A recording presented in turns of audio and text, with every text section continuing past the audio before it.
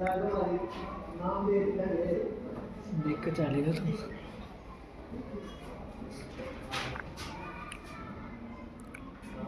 माननीय सांसदों, माननीय अध्यक्ष जी,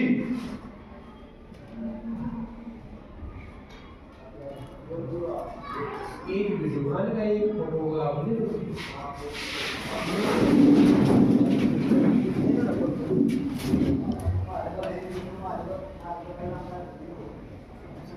Sit down, please.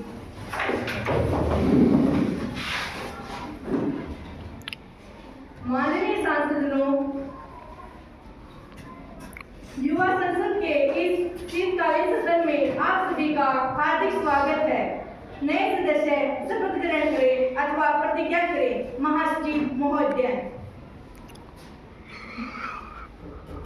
सुकुमारी रेणु, जो हरियाणा के अंबाला संसदीय क्षेत्र से निर्वाचित हुई है, अब शपथ ग्रहण करेगी अथवा प्रतिज्ञा करेगी। सुकुमारी रेणु।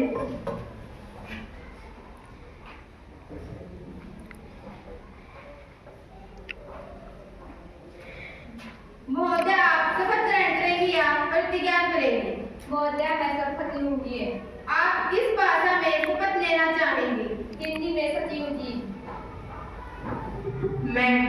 मैं सुकुमारी रेणु, जो युवा संसद की लोकसभा की सदस्य निर्वाचित हुई हूँ, ईश्वर की शपथ लेती हूँ कि मैं नीति द्वारा स्थापित भारत के संविधान के प्रति श्रद्धा और निष्ठा रखूंगी, देश की प्रभुसत्ता और एकता बनाए रखूंगी तथा जिस पद को मैं ग्रहण करने वाली हूँ उसके कर्तव्यों का श्रद्धापूर्वक निर्वहन करूंगी।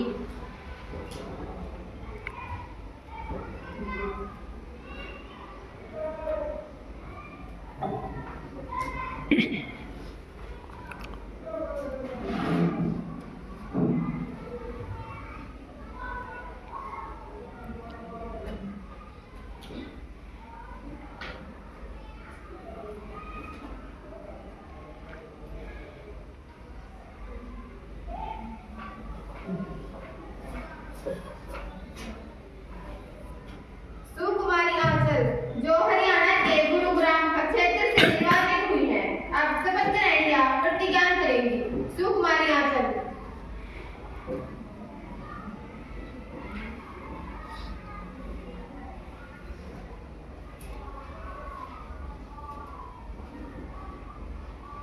महोदय, आप शपथ ग्रहण करेंगी या प्रतिज्ञा? महोदय, मैं शपथ ग्रहण करूंगी। आप किस भाषा में शपथ ग्रहण करेंगी? इंग्लिश में सचिव जी। I, Achal, having been elected a member of lower house of the youth parliament, do stand in the name of God that I will bear true faith and allegiance to the Constitution of India, as by law established, that I will uphold the sovereignty and integrity of India, and that I will faithfully discharge the duty upon which I am about to enter.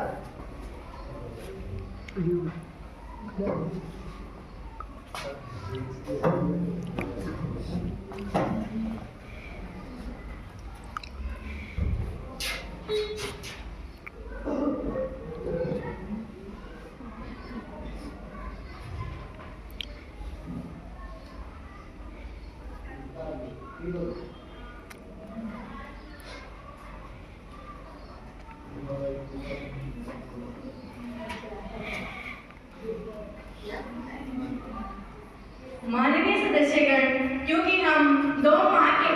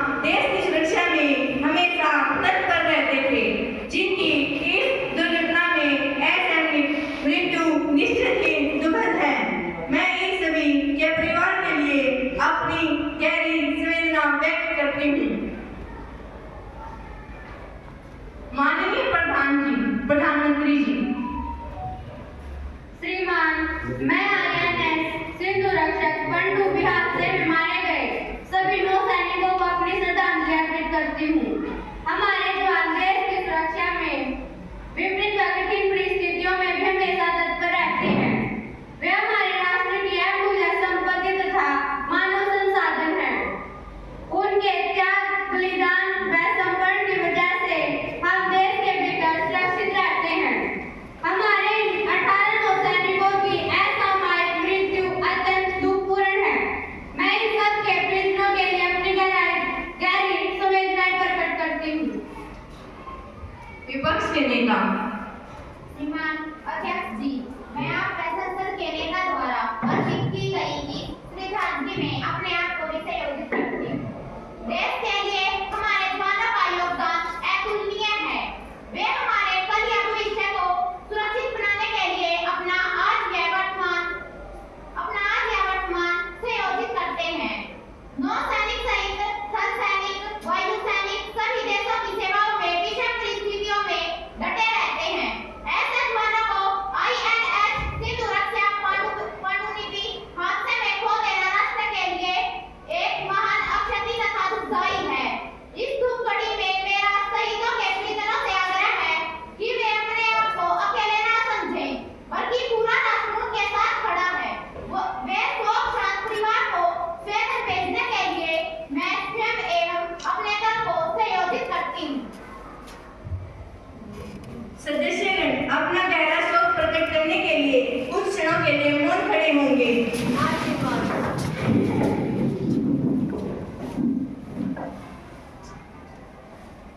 Sit down, please. महासचिव शोक संतप्त परिवारों को संवेदना संदेश भेजेंगे। हाँ श्रीमान।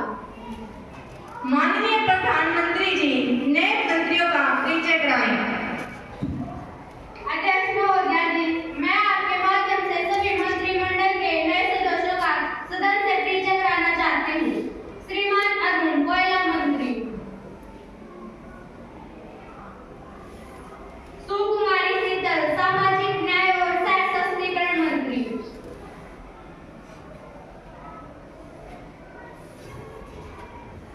क्वेश्चन आवर प्रश्न संख्या 101 सुकुमारी तन्नू। अध्यक्ष महोदया जी, क्या माननीय मानव संसाधन विकास मंत्री यह बताने का कष्ट करेंगे कि जवाहर नवोदय विद्यालय में प्रवर्तन नीति का उद्देश्य है? क्या यह नीति अपने उद्देश्य में पूर्ति सफल है? यदि नहीं तो सरकार इस संबंध में क्या उपाय कर रही है? मानव संसाधन विकास मंत्री जी कृपया। माननीय अध्यक्ष महोदया जी, जवाहर नवोदय विद्यालयों में प्रवर्तन नीति का मुख्य उद्देश्य राष्ट्रीय एकता को मजबूत करना तथा विभिन्न संस्कृतियों का पारस्परिक आदान प्रदान है।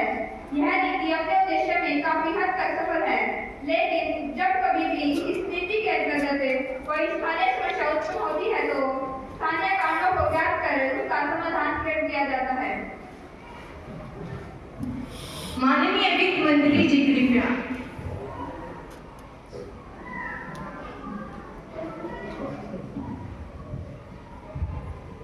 प्रश्न संख्या 102 सुकुमारी पायल। माननीय अध्यक्ष जी, क्या सरकार इस बात से अवगत है कि डॉलर के मुकाबले भारतीय रुपए का अवमूल्यन लगातार जारी है और यह गिरकर प्रति डॉलर 60 रुपए के ऊपर पहुंच गया है? इस अवमूल्यन का क्या कारण है? रुपए के अवमूल्यन को रोकने के लिए सरकार कौन से कदम उठा रही है? माननीय वित्त मंत्री जी कृपया। अध्यक्ष महोदया, सरकार को यह जानकारी है कि डॉलर के मुकाबले रुपए का अवमूल्यन हो रहा है। महोदया, इस अवमूल्यन का प्रमुख कारण सोने के आयात में तीव्र वृद्धि है, जिसके कारण चालू खाते का घाटा अधिक बढ़ गया है। महोदया, मैं सदन को सूचित करना चाहूंगी कि भारतीय रुपया डले की डॉलर की तुलना में 60 के ऊपर पहुंच गया है, लेकिन रुपए के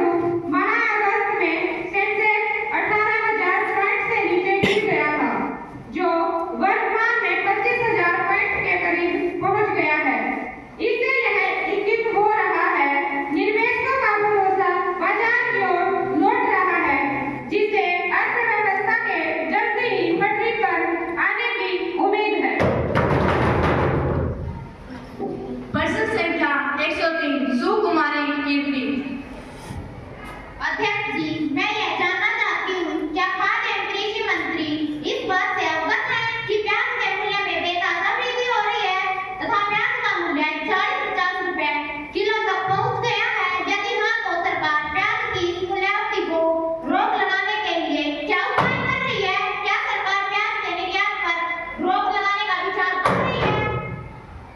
माननीय अध्यक्ष महोदय जी, महंगाई को देखकर दुख में सकल समाज, निर्बल जन जीना कठिन, कैसे साथे काज, कहाँ से लाए राशन, महंगी बढ़ी प्याज, पकेगा कैसे सालन। अध्यक्ष महोदय, प्याज के मूल्यों में हो रही वृद्धि की जानकारी सरकार को है। प्याज की कीमतों पर नियंत्रण के लिए सरकार कई प्रकार के उपाय कर रही है। राज्य सरकार के सहयोग से जमाखोरों के खिलाफ लगातार छापों की कार्रवाई जारी है, जिसे प्याज की आपूर्ति बढ़ाई जा सके। दिल्ली सरकार ने आगे बढ़कर सरकारी स्टॉलों पर प्याज बेचने का निर्णय लिया है। सरकार पाकिस्तान और चीन से प्याज के आयात पर विचार कर रही है, जिसे देश में प्याज की आपूर्ति बढ़ने की कीमतें हो सके। महोदय, मैं सदन को यह भी सूचित करना चाहती हूँ कि महाराष्ट्र एक देश के अन्य देशों में इस वर्ष प्याज की बम्पर पैदावार होने की संभावना है, जिसके परिणाम स्वरूप आने वाले 3-4 महीनों में प्याज की कीमतों में तेजी से कमी आएगी। महोदय, सरकार ने आवश्यक वस्तु अधिनियम के अंतर्गत प्याज के निर्यात पर रोक लगा दी है। प्रश्न संख्या 104 सुकुमारी जोनी। अध्यक्ष महोदय जी, मैं माननीय कोयला मंत्री से यह जानना चाहूंगी कि क्या कोयल ब्लॉक का आवंटन ओपन टेंडर द्वारा न करके किस नीति के तहत किया गया है? क्या देश के सबसे बड़े घोटालों में से एक कोयला घोटाले की फाइलें मंत्रालय से गायब हैं?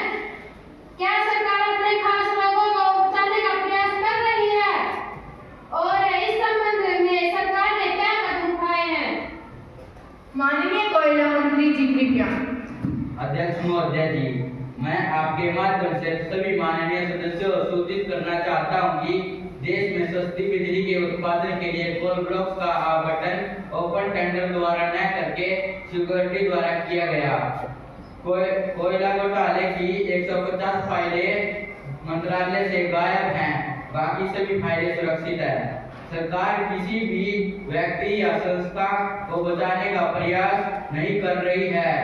इस घटना में कानून अपना काम करेगा। मंत्रालय से जो भी 150 फाइलें गायब हुई हैं, सरकार इसकी जांच कर रही है। इस घटना में जो भी व्यक्ति या संस्था दोषी पाई जाएगी, उसके विरुद्ध सख्त कार्रवाई की जाएगी।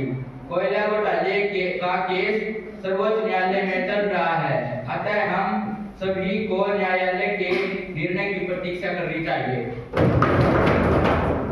प्रश्न संख्या 105 सुकुमारी अंजलि। अध्यक्ष जी, श्रीमान क्या गृह मंत्री यह बताने का कष्ट करेंगे कि क्या सरकार ने हाल ही में पेट्रोलियम सहित आवश्यक वस्तुओं की कीमतों में वृद्धि की है? यदि हाँ, तो इसका क्या कारण है? माननीय अध्यक्ष जी, अमेरिका में चल रहे गृह युद्ध के कारण अंतर्राष्ट्रीय बाजार में कच्चे तेल के दाम काफी बढ़ गए हैं, जिसके परिणाम स्वरूप तेल कंपनियों का घाटा भी बहुत अधिक बढ़ चुका है। इसके अतिरिक्त मैं माननीय सदस्य को यह भी सूचित करना चाहूंगा कि पेट्रोल और डीजल की कीमत को सरकार द्वारा रेगुलेट कर दिया गया है। महोदय, मैं यह कहना चाहूंगा कि यह ठीक है कि सरकार ने कीमतों को वृद्धि की है, किंतु यह वृद्धि विशेष रूप से पेट्रोलियम पदार्थों में की गई है।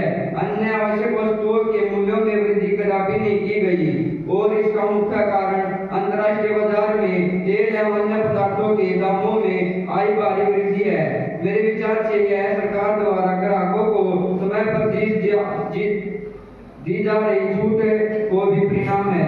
तेल फूल के घाटे को नियंत्रित करने के लिए मूल्य वृद्धि की गई है। कोई पूर्व प्रश्न? अध्यक्ष जी, क्या इस मूल्य वृद्धि से हमारी अर्थव्यवस्था बुरी तरह प्रभावित हुई है अथवा नहीं, और क्या सरकार ने इस मूल्य वृद्धि से पहले सभी पहलुओं पर विचार किया था?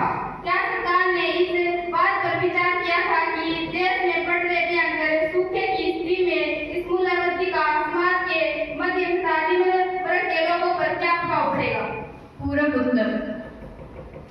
कुमारी अंजलि के प्रश्न के उत्तर में मैं यह कहना चाहूंगा कि सरकार ने अवश्य ही अर्थव्यवस्थाओं के सभी पहलुओं पर विचार किया है।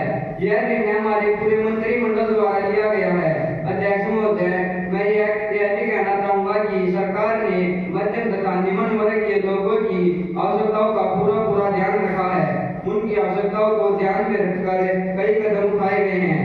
पेट्रोल पदार्थों में हुई मूल्य वृद्धि के बावजूद भी जन परिवहन निगम के किरायों में कोई वृद्धि नहीं की गई। आयकर दाताओं के अतिरिक्त जन सामान्य को पुरानी दर पर ही राशन वितरित किया जा रहा है। एलपीजी में आज भी 70% सब्सिडी दी जा रही है। सरकार डीजल के मूल्यों में डबल ब्रिजिंग पर विचार कर रही है। प्रश्न संख्या 106 शिव कुमारी पूजा। अध्यक्ष महोदय जी, क्या वित्त मंत्री यह बताने का कष्ट करेंगे कि क्या भारतीय अर्थव्यवस्था मंदी की चोट में है, क्योंकि हमारी जीडीपी लगातार कम होती जा रही है? यदि हाँ, तो क्या सरकार की नीतियाँ इस मंदी के लिए जिम्मेदार रही है? सरकार इस संकट से निपटने के लिए क्या उपाय कर रही है? माननीय